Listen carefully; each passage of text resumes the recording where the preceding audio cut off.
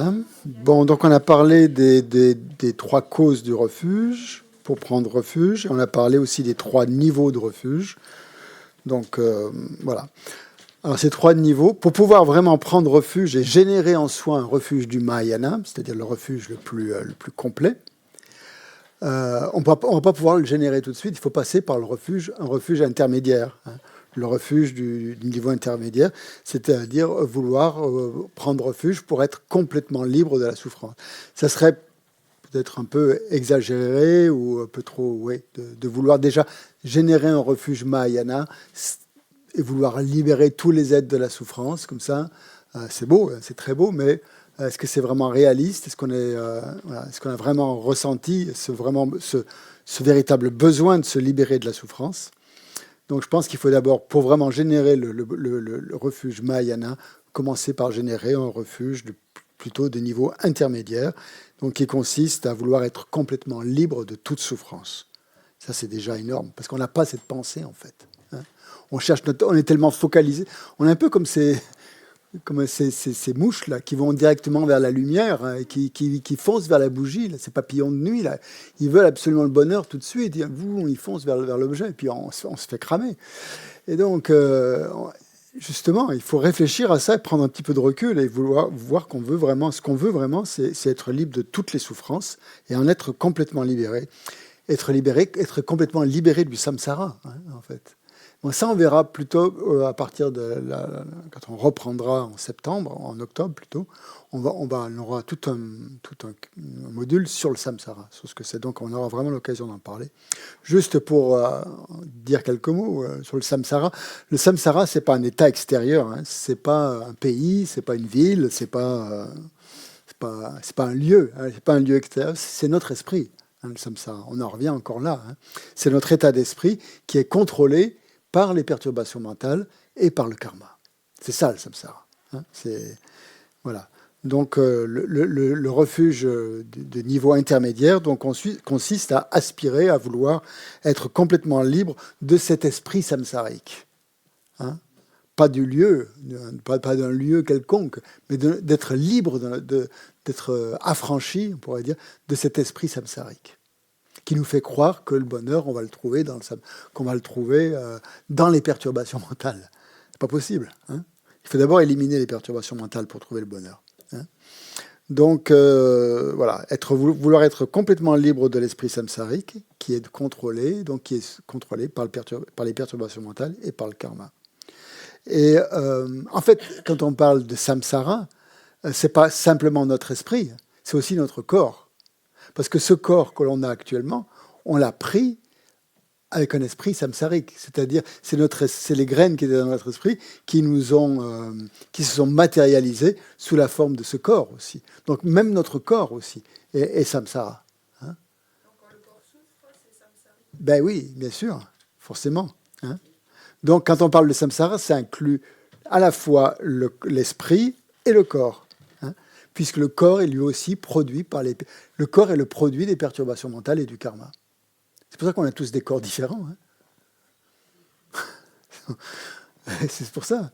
Le corps correspond à notre karma et à nos perturbations mentales. Et notre esprit aussi. En fait, peut-être, oui. Donc, et pour pouvoir développer ce niveau moyen, ce niveau intermédiaire de refuge, hein, il faut commencer par développer aussi le refuge de base. C'est-à-dire de redouter les pires souffrances. Donc c'est pour ça que c'est important, comme je disais tout à l'heure, de méditer sur les souffrances des mondes inférieurs. Parce que donc, ça fait partie donc, de cette manière de produire le refuge. Hein. Et redouter les pires souffrances qui pourraient nous arriver. Si. Et vouloir en être libre de toute forme de souffrance, même des plus difficiles, des souffrances des enfers, par exemple. Donc, à partir de ce désir de vouloir être libre de la souffrance, de toutes les souffrances, du samsara et des mondes inférieurs, donc on va générer cette confiance dans le Bouddha, cette conviction que le Bouddha que l'esprit du Bouddha existe, hein, il est possible donc de devenir éveillé. Hein. que cet esprit est libre de tous les défauts, qu'il possède toutes les qualités. Et donc, puisque l'enseignement du Bouddha vient d'un esprit qui est complètement libéré de tous les défauts, qui possède toutes les qualités, l'enseignement du Bouddha est parfait. Voilà. Et on peut lui faire confiance totalement. Ouais, comment analyser le refuge? Le refuge ne va pas venir tout seul. Il faut l'activer, il faut le générer, il faut y réfléchir, il faut prendre les causes, les conditions, les liens comme ça. Voir comment ça se... c'est quelque chose de vivant, quelque chose d'organique, un petit peu. Et donc, on continue. Et donc, de ce fait, les grands pratiquants aussi, les grands adeptes du Bouddha, les pratiquants réalisés, les maîtres réalisés, sont aussi donc des refuges fiables, puisqu'ils suivent ces méthodes-là. Okay.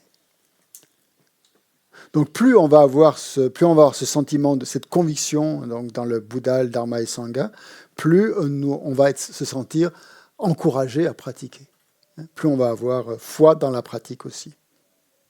Et donc, en pratiquant, on va devenir libre de la souffrance, comme on dit. Et en tout cas, on aura moins de souffrance, parce qu'on créera moins de causes de souffrance. Et on créera plus de causes de bonheur. Donc, c'est comme ça que ça fonctionne. Oui, c'était par rapport aux souffrances. Donc, oui, juste pour donner une citation quand même de Rinpoche, de Lama Zopa Rinpoche.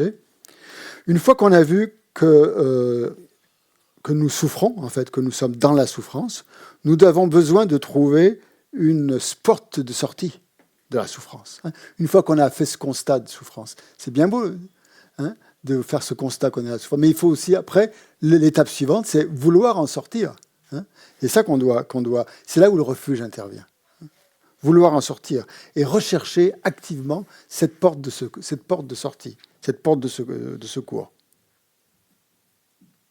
Alors là, quand on analyse, justement, on peut voir qu'actuellement, en fait, personnellement, on n'a pas la capacité de se libérer soi-même de la souffrance. Parce qu'on a des tendances aux toutes sortes d'afflictions. On a trop de perturbations mentales pour trouver la sortie par nous-mêmes. On a trop de perturbations mentales. On va reproduire les mêmes erreurs. On va penser que là c'est bon, alors qu'en fait c'est encore erroné, parce que nos tendances nous font croire que c'est comme ça qu'on a raison, que c'est comme ça que ça fonctionne, et que si on fait ça, eh ben on va être heureux. Ben non, c'est encore une forme d'attachement à ses propres méthodes personnelles qu'on juge aptes à nous délivrer. Et c'est là où ça ne marche pas. Donc on a trop de perturbations mentales pour trouver la sortie par soi-même. Et c'est pour ça qu'on a besoin de refuge, en fait. Vous voyez le truc. Donc nous sommes trop perturbés pour trouver par nous-mêmes la porte de sortie de ce labyrinthe de perturbations mentales. C'est comme si nous étions prisonniers d'un labyrinthe et on tourne en rond, en fait. C'est ça le samsara. C'est tourner en rond dans notre esprit, dans les multiples rouages de notre esprit, à droite, à gauche, et on cherche une sortie par nous-mêmes. Et le refuge commence à partir du moment où on dit « j'arrête ». De vouloir trouver la sortie, c'est moi qui sonne, vouloir trouver la sortie par moi-même, c'est pas possible, je vais pas y arriver. Donc je fais confiance dans un refuge parfait qui va m'aider à trouver la sortie, à condition que j'applique ces instructions. Donc dans le refuge, il y aura certaines instructions à appliquer, des instructions de base, etc., des préceptes de refuge qu'il faudra essayer d'appliquer si on veut s'en sortir. Et pas faire confiance uniquement à nos propres idées, à nos propres sentiments, etc., pour en sortir. Donc c'est déjà une preuve d'humilité, déjà, dans le refuge. C'est-à-dire qu'on renonce à penser que l'on est capable de s'en sortir par soi-même.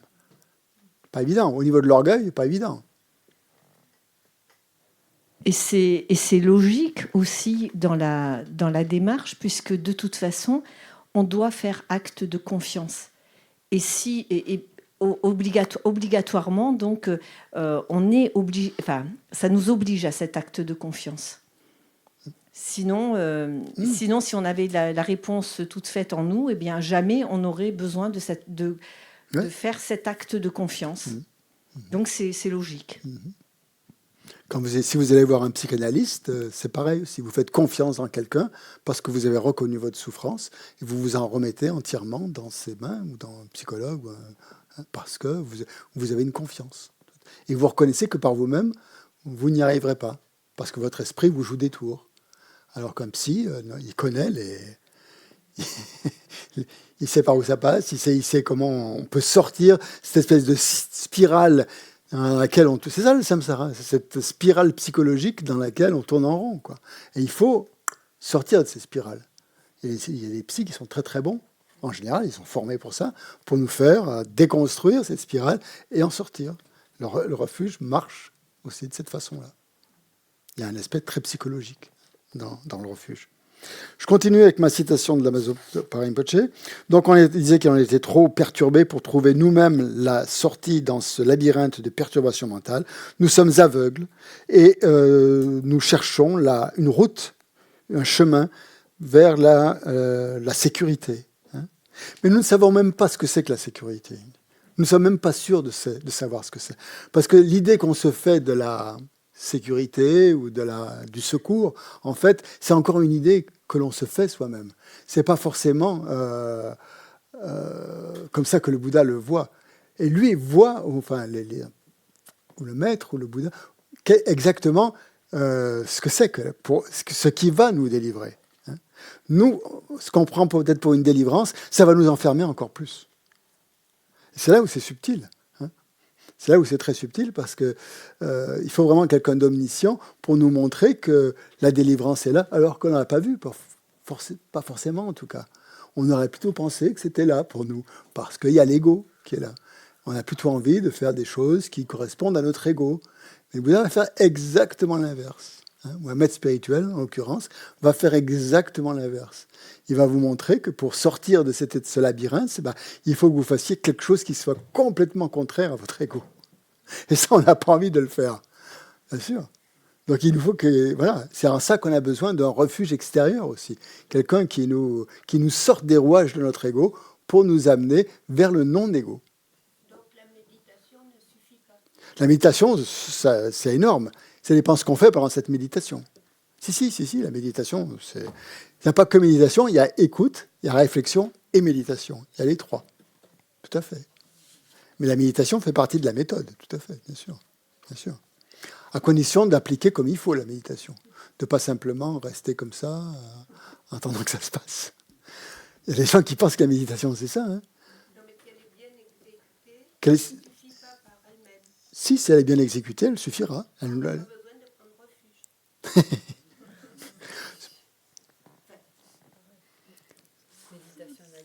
Comment vous allez savoir quelle méditation il faut faire? Vous allez faire spontanément peut-être une méditation qui plaît à votre ego. Vous allez méditer sur quelque chose qui est plus, je sais pas moi, quelque chose qui vous plaît. Oui, mais bon, chaque fois quand on est au niveau avancé du Peba, Geshe Loden passe 1 heure avant de commencer son enseignement pour nous replonger dans les pratiques de base que l'on a survolées, parce que notre ego a plutôt envie de faire des pratiques plus avancées, et il nous ramène chaque fois aux pratiques fondamentales sur l'impermanence, sur la mort, et tout ça, qu'on n'a pas trop envie de faire, parce que voilà, on a envie de faire des choses plus agréables, ou je ne sais pas, qui nous plaisent plus. Et on a tendance à sauter des pratiques qui paraissent peut-être difficiles. Donc même la méditation, oui, c'est bon, à condition de revenir au refuge, par exemple. Et le refuge, c'est une manière, justement, de ne pas aller trop loin, trop vite, et prendre des voies qui nous amèneront nulle part, quoi. Je continue. Donc, on est aveugle, et donc on ne sait même pas ce que c'est qu'en fait, cette sécurité que l'on recherche, cette liberté. Donc, on ne peut même pas résoudre nos propres problèmes mondains. Il dit même pas les problèmes spirituels, mais nos problèmes mondains qui remplissent notre vie quotidienne. Nous n'arrivons pas à les résoudre par nous-mêmes. Encore moins la souffrance, cette souffrance des mondes inférieurs qui menace de nous engouffrer au moment de la mort. Nous avons besoin de l'aide de quelqu'un qui ne va jamais nous laisser tomber. Voilà. Nous avons besoin de l'aide de quelqu'un qui ne nous laissera jamais tomber. C'est pour ça que la religion est créée. Toutes les religions. Attendez, vous avez tendance à ne pas prendre les micros, là. Alors, je vais revenir à la source. Prenez les micros, mais merci. Les religions. Mais c'est pour ça que toutes les religions ont été créées, parce que c'est la sécurité, on se met en sécurité dans quelque chose de plus haut que nous, de sûr, que l'on estime sûr. Créé, oui. Enfin, est-ce que le bouddhisme a été créé? Oui. Je ne sais pas si ça a été créé ou pas. Je sais pas. Mais... En tout cas, ça n'a pas été inventé par le Bouddha. Il a juste, il explique ce que c'est que la réalité, en tout cas. Ouais. Chose intéressante, ça me fait penser que religion, on retrouve la même racine dans le mot che en tibétain, qui veut dire religion, et le mot religion en latin, religare, hein, c'est ça, qui veut dire relier, ou relier. Et ça nous relie finalement à quelque chose qui nous, le bouddhisme dit, ça nous relie, le refuge, à quelque chose qui nous soutient et qui ne nous laissera pas tomber. Si on a cette confiance. Hein. Tous les autres refuges peuvent nous laisser tomber. Les autres refuges mondains qu'on a pu essayer ne sont pas fiables. Ils peuvent nous laisser tomber à un moment donné. Le dharma, non. C'est vous qui décidez de le laisser tomber. Hein. C'est comme un maître spirituel. Un maître spirituel ne vous abandonnera jamais, un vrai. Hein. C'est vous qui décidez de passer à autre chose, mais le maître, non. Hein. Et la religion, enfin, le dharma, c'est cette méthode, en fait, ça, le Bouddha aussi, ne va jamais vous laisser tomber. Donc, c'est pour ça qu'on parle de... le bouddhisme est une véritable protection, un véritable refuge. Bon, j'en arrive à ça, justement. Bouddha, Dharma, Sangha. Le Bouddha, alors, quel est le véritable refuge? Il y en a trois, je veux dire. Est-ce qu'on en a besoin des trois ou un seul suffit? Alors, le Bouddha, est-ce que c'est le Bouddha ou est-ce que c'est le Dharma, le véritable refuge, pour vous, d'après vous? C'est les deux? Facile, ça. Hein? Comment? C'est le Dharma, plutôt. C'est les enseignements. Pour nous, c'est vraiment le véritable refuge, oui. C'est le Dharma. C'est celui auquel nous pouvons accéder, en tout cas. Le Bouddha, c'est le refuge absolu, si vous voulez. Hein. Mais difficile d'y avoir accès. C'est plus difficile, en tout cas. Mais on pourrait dire que c'est vraiment le refuge absolu. Parce que sans Bouddha, il n'y a pas de Dharma, et sans Dharma, il n'y a pas de Sangha. Hein. D'accord? Et je crois que c'est là-dedans qu'il le dit. Il parle du Bouddha, le refuge absolu, parce que le Bouddha, justement, ne peut pas nous... le Dharma, une fois qu'on est arrivé au bout, qu'on est arrivé au terme du Dharma, qu'on a bien pratiqué, qu'on est arrivé à l'éveil, ben, le Dharma, on n'en a plus besoin. On est au-delà de l'apprentissage. Hein. On est passé au-delà de l'apprentissage. On n'a plus besoin du Dharma. Hein. C'est comme un bateau qui vous aide à traverser une rivière. Une fois que vous êtes de l'autre côté, vous ne transportez pas le bateau encore avec vous. C'est fini. Le Dharma vous a aidé à franchir la rivière et puis vous êtes libéré. Vous laissez tomber. Parce que vous êtes Bouddha à ce moment-là. Donc on abandonne le Dharma, on abandonne entre guillemets, c'est-à-dire on n'en a plus besoin, mais le Bouddha non, puisqu'en fait on est Bouddha à ce moment-là. Donc c'est en ce sens-là que le Bouddha est le refuge absolu. Et c'est le refuge absolu parce qu'aussi son esprit est libre de toutes les imperfections. Donc voilà, on dit que c'est la forme absolue qui possède toutes les qualités encore. Et donc un Bouddha ne fait que le bien. Mais ça c'est inaccessible pour nous quelque part. On peut l'avoir le dire, ok, c'est gentil, ben c'est bien. Tandis que le Dharma, ben c'est le refuge pour nous, c'est ça qui va être le véritable refuge. Et en prenant refuge dans le Dharma, ben forcément, on va prendre refuge dans le Bouddha et dans les autres. Donc pour nous, c'est pas le Dharma n'est pas le refuge absolu, je dirais, mais pour nous, c'est le véritable refuge. C'est le refuge auquel nous pouvons accéder, celui qui va nous sortir de la souffrance. Si le Bouddha pouvait nous sortir de la souffrance, il l'aurait déjà fait. Hein. Il nous aurait sortis. Mais il dit dans les textes, le Bouddha ne peut pas nous éliminer nos souffrances comme on élimine une épine d'un doigt, par exemple. Hein. ou comme on lave le linge sale en éliminant la saleté. Ça marche pas. Donc, mais comment ils peuvent nous libérer? Par le dharma, en enseignant la méthode. Et donc c'est grâce à ça justement qu'on va être libéré. Donc celui qui va nous sortir vraiment de la souffrance, qui va nous faire accéder à la cessation de la souffrance en empruntant la voie, donc c'est le dharma, à condition bien sûr de le mettre en pratique. Donc on pourrait dire que le dharma c'est le véritable remède. On trouve ça comme analogie que le Bouddha finalement c'est le docteur, c'est le médecin, mais c'est pas le médecin qui nous guérit. Le médecin, il nous donne le remède. Après, si le remède, on le laisse dans le tiroir de la pharmacie, ça va rien faire. Il va falloir utiliser, il va falloir l'appliquer, il va falloir le mettre en pratique.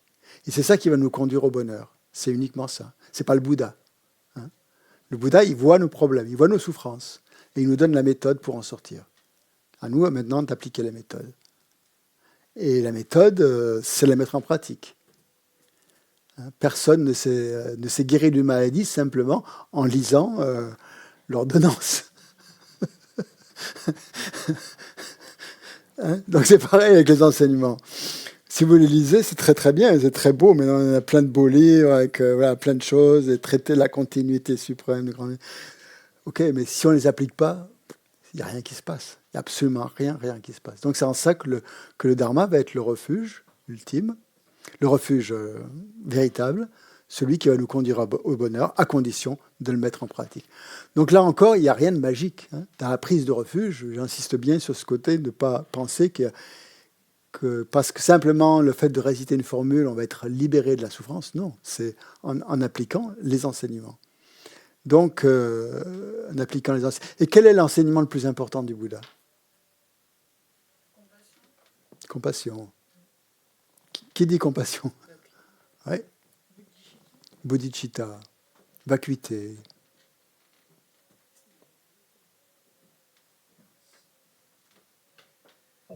Ne pas nuire. Ne pas nuire. Oui, ne pas nuire, oui. Oui, ça touche, bien sûr. Tout ça, c'est juste. Tout ça. Et pour certains, c'est chacun a son idée. Voilà. Pour certains, ça va être la compassion, pour d'autres, ça va être la bodhicitta. Mais je pense que l'enseignement fondamental du Bouddha, c'est le karma. C'est la loi de causalité. Parce qu'on le retrouve ça dans tous les enseignements du Bouddha. Tous. Même dans la vacuité. Vous pouvez pas, la vacuité, c'est surtout pas nier le karma. Vous devez allier le karma et la vacuité. Dans la bodhicitta, c'est la vacuité. Pour atteindre l'éveil, c'est le karma. Pour atteindre l'éveil, c'est le karma. Vous ne pouvez pas atteindre l'éveil sans faire référence au karma. Parce que le karma, c'est ça qui va faire que, comme vous dites, vous n'allez pas nuire aux êtres, donc vous allez pratiquer l'éthique.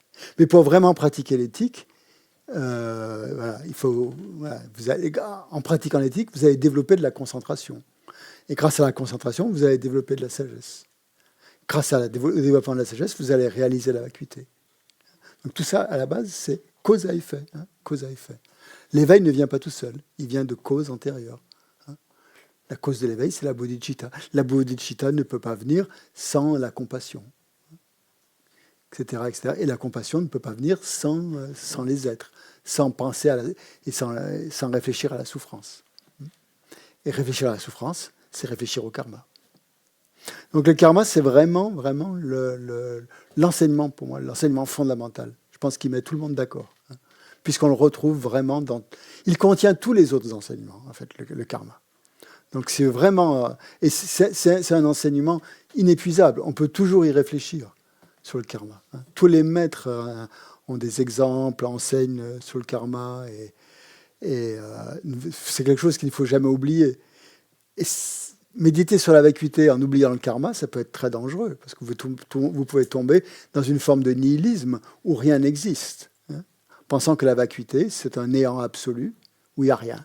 Même le karma n'existe pas. Et là, c'est fini. Vous pouvez dire adieu à l'éveil. Vous avez fait complètement fausse route. Donc, c'est même dans des moments extrêmes de perception de la vacuité, il y a encore le karma qui fonctionne. Le karma est encore là. Et c'est ça qui fait dire à Lama Tsongkhapa, quand il fait l'éloge du Bouddha Shakyamuni, dans un texte assez beau, hein, qu'on récite de temps en temps, assez souvent ici d'ailleurs.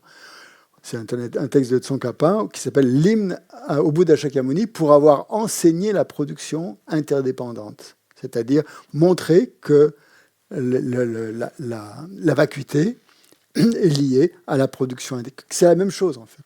Hein. C'est parce que les phénomènes sont des phénomènes régis par la loi de causalité qui sont vides d'existence en soi. Et parce qu'ils sont vides d'existence en soi, ils sont régis par la loi de causalité.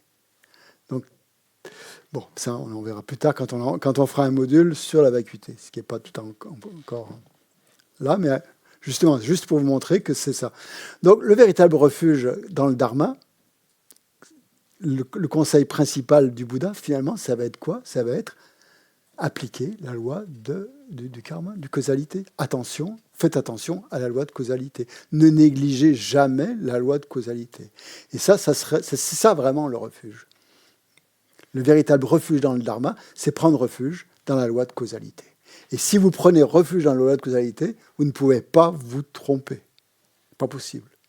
Vous pouvez vous tromper en méditant sur la vacuité, ça c'est sûr. Vous pouvez vous tromper sur plein de choses dans vos méditations, mais pas là-dessus. Pas possible. Hein. Impossible. Donc c'est lui qui va éliminer en fait l'attachement au bonheur immédiat. Hein. Par exemple, grâce en méditant sur le karma, on va méditer aussi sur le renoncement, forcément. Puisqu'on voit que ce qu'on prend pour du bonheur, ça amène de la souffrance. Donc c'est une réflexion aussi sur les causes et les effets. Les effets, qu'est-ce qu'on a maintenant comme résultat? D'où viennent les souffrances que l'on a? Elles viennent de certaines causes. Comment est-ce qu'on va éliminer ces causes? Donc c'est ça le refuge en fait. C'est vraiment ça, le refuge dans le Dharma en tout cas. Et le refuge dans le Dharma, c'est pas l'application du refuge, elle est vraiment là. Arrêter de nuire aux êtres et pratiquer la bienveillance. Et ça, donc, va faire que le karma va être de plus en plus vertueux et que l'on va avancer vers l'éveil. Donc c'est ça le refuge, si vous voulez, le refuge fondamental, c'est d'être attentif à la loi de causalité. Et le Masopade dit, d'ailleurs, je ne sais plus dans quel texte, il dit que c'est ça la vraie pleine conscience. On parle beaucoup de pleine conscience maintenant, hein, la pleine conscience, être vigilant, être attentif. Mais que la vraie pleine conscience, c'est d'être attentif à la loi de causalité. C'est pas parce que la loi de causalité, elle est associée, elle est teintée à l'éthique. Sinon, la pleine conscience, elle n'est pas forcément teintée à l'éthique. On peut faire tas de choses avec une pleine conscience. On peut faire des actes très négatifs avec une pleine conscience. On peut faire du mal aux autres avec une pleine conscience. C'est pas parce qu'on pratique la pleine conscience que ça va vers l'éveil, que ça va vers la libération. Non, ça va vers rien du tout. Tout dépend comment on l'utilise. Tandis que la pleine conscience, être attentif à la loi de causalité, c'est une pleine conscience parce que elle est teintée d'éthique. Et on voit tout de suite donc ce qu'elle amène. On va naturellement s'abstenir des actes négatifs et naturellement accomplir des actes positifs. Et c'est ça qui va être le véritable refuge, parce que ça va être la véritable protection. Vous allez être protégé.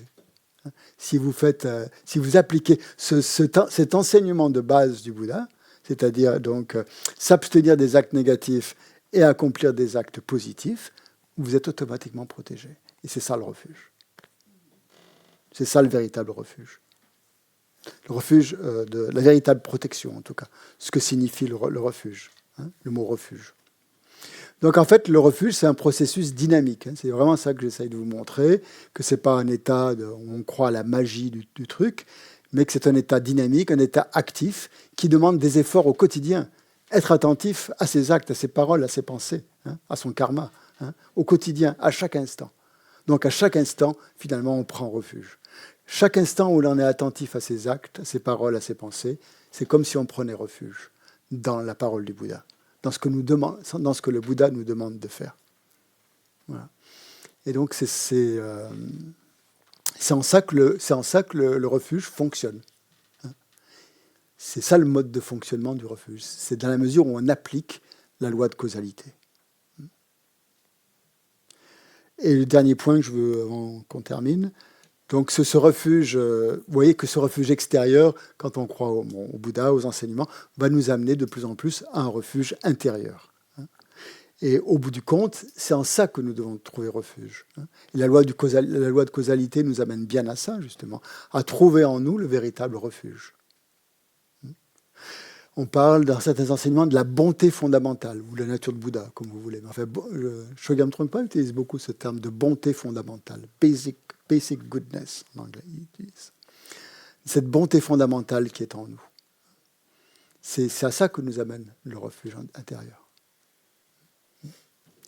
Si vous voulez, en fait, le refuge extérieur, le Bouddha, va nous donner confiance dans le potentiel de notre esprit, dans notre propre bonté fondamentale.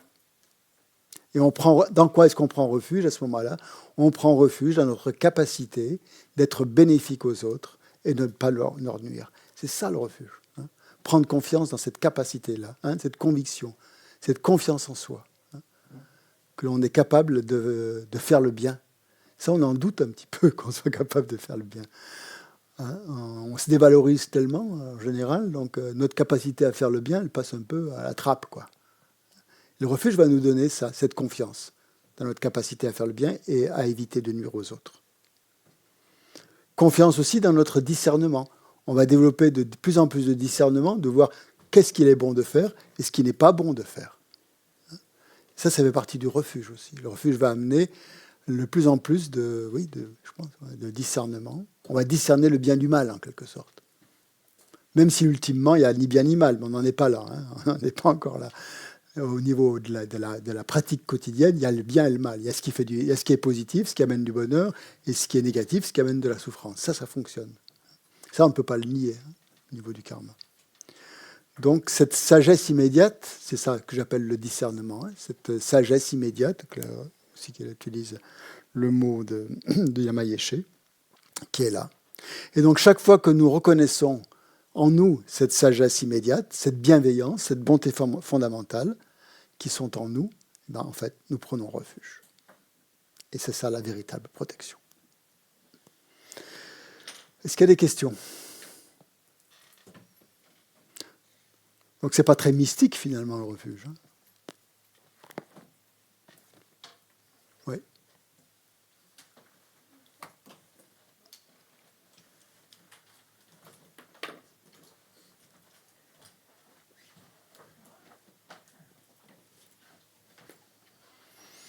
Oui, j'avais une question, Christian. Oui. Puisqu'on prend refuge dans le dharma, quelle est la différence fondamentale entre le dharma et le lamrim? Le lamrim fait partie du dharma. Le lamrim, c'est simplement un texte qui a été composé, qui a été écrit par Lama Tsongkhapa, où il explique le dharma. Il explique les pratiques. Toutes les pratiques qu'on fait dans le lamrim, toutes les méthodes qui sont exposées dans le lamrim, c'est le dharma. Donc, quand vous prenez refuge dans le dharma, vous prenez refuge dans le lamrim aussi, si vous voulez. Si c'est ça votre ouvrage principal, par exemple. C'est le lamrim étant une voie progressive qui mène à l'éveil. Donc, c'est un texte. Alors, il y a d'autres lamrim qui n'ont pas été composés par Lama Tsongkhapa. De nombreux maîtres ont composé des lamrim. Ça veut dire simplement voie progressive. C'est une voie. C'est la voie vers l'éveil. Donc, le lamrim fait partie, bien sûr, du dharma, fait partie de la méthode. Ok, merci. Voilà. J'ai une petite question sur le renoncement. Oui. Quand on lit certains textes, alors ce sont des textes qui ont été écrits il y a très très longtemps, mais il est souhaitable de se retirer, de quitter son propre pays, donc de quitter également les siens, ceux qu'on aime, son époux, son épouse, ses enfants.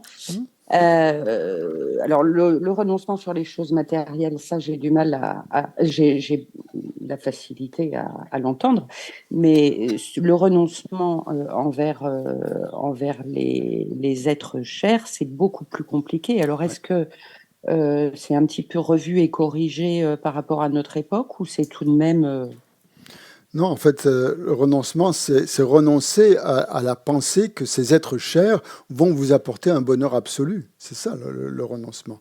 C'est de ne pas C'est ça, le investir. renoncement. Oui. D'accord. C'est ne pas investir dans ces êtres, dans ces choses-là, un salut ou un démesuré, tout ça. Hein. D'accord. Après, Parce que il est après- quand même recommandé dans certains textes, enfin, mais là, Oui. ça s'adresse peut-être aux moines. Enfin, Voilà, c'est ça. Donc, bien sûr, un exemple de renoncement, c'est prendre les vœux de moine. Vous renoncez à tout ce que à toute vie affective, disons, enfin affective, ça ne sait rien. Une vie en tout cas familiale, disons. Mais en fait, vous vivez dans une communauté. C'est comme si c'était une famille aussi. Hein. Donc vous retrouvez, on ne peut pas échapper quelque part à la société. Ouais. Hein. Je pense qu'on ne peut pas. Même si vous vivez dans une communauté monastique, vous retrouvez des tâches, des activités qui sont communautaires, quoi. Donc forcément sociales. Mais là, le en fait, ce qui est renoncement, c'est oui, après, bon, c'est plus facile, vous allez me dire, parce que vous avez moins de contraintes au niveau familial, vous n'avez pas d'enfants à vous occuper, vous n'avez pas à payer vos impôts, vous n'avez pas à entretenir la voiture, il y a plein de choses que vous n'avez pas à faire. Vous avez plus la chance, si vous voulez, de vous concentrer uniquement sur la pratique et sur les enseignements.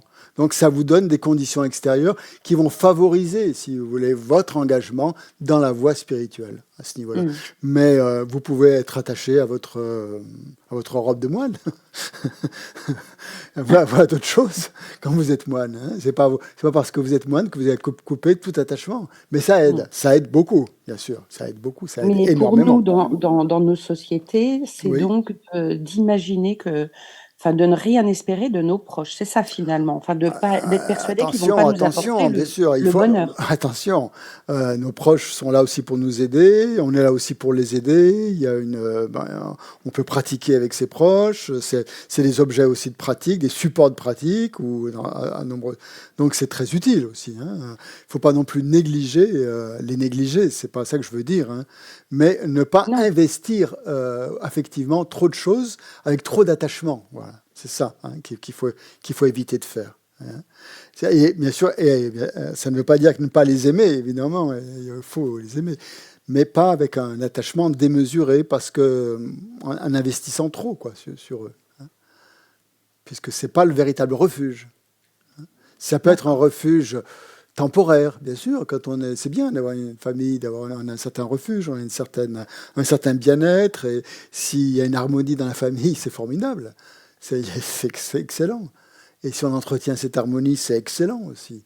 Mais après, s'il y a un petit problème de disharmonie, il ne faut pas non plus que tout s'effondre, quoi.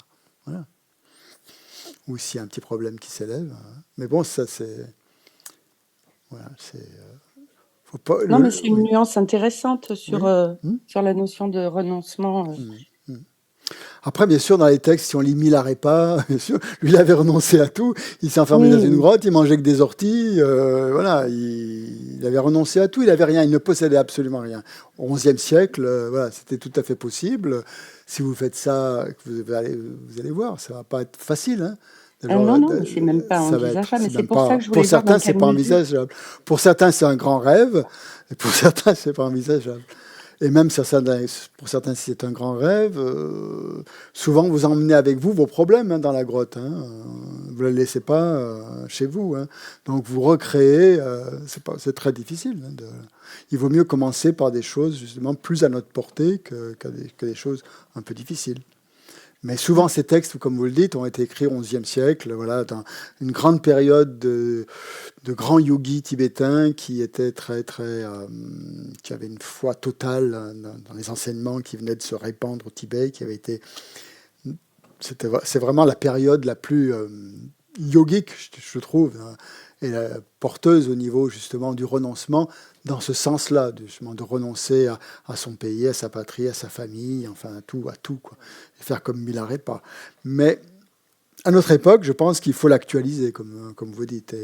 C'est pas renoncer en des choses extérieures, c'est renoncer en l'attachement intérieur que l'on a pour ces choses-là, qui est important. Parce que si vous renoncez à ça, après, tout va bien, vous pouvez aller n'importe où. Hein.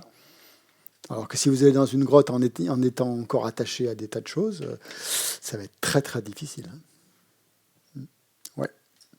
Bon, on arrête là, on fait les dédicaces, il est 17h. On prend les dédicaces, page 16.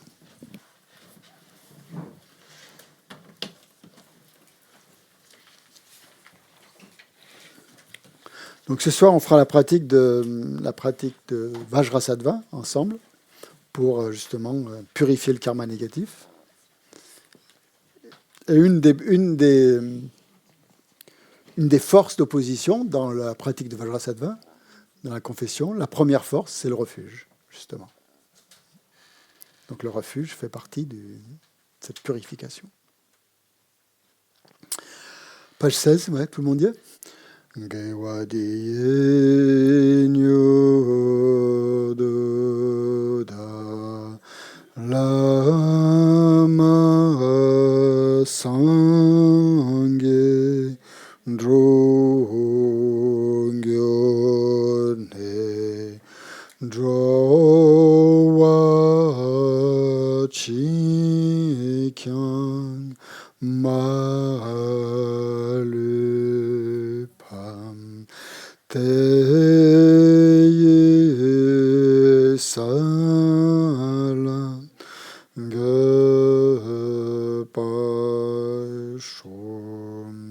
Que tous ceux qui sont malades recouvrent rapidement la santé, que toutes les maladies de ce monde disparaissent à jamais. Que dans aucune contrée, de par ce vaste monde, n'advienne épidémie, famine ou conflit. Que les êtres vivent dans la vertu et le bonheur grâce à la richesse du Dharma, et que croissent l'abondance, la prospérité et l'excellence. Janchu sem chorim poche ma ke panam ke gyochi ke panyam pame payan gone gondu pelwa sho tonye tawarim poche ma ke panam ke gyochi ke panyam pame payan gone gondo pelwa shum. Puissent tous les êtres, mes pères et mères, connaître le bonheur, et tous les états d'existence inférieurs être vides à jamais. Où qu'il y ait des bodhisattvas, puissent toutes leurs prières se réaliser immédiatement.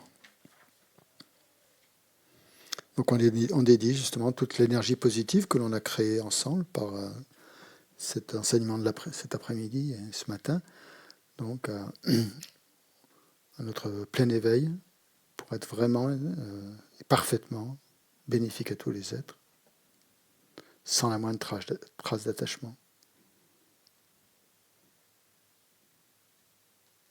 Et on se réjouit donc d'avoir pu passer cette journée ensemble, à essayer de développer nos qualités, à nous relier à notre potentiel d'amour, de compassion et de sagesse.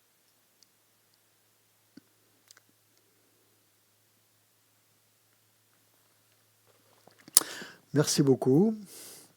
Bonne soirée. Merci Christian. Si vous voulez vous joindre à nous, c'est sur Zoom, c'est sur le lien des pratiques quotidiennes pour ce soir. Ça sera à 20h. Et si vous êtes ici, ben voilà.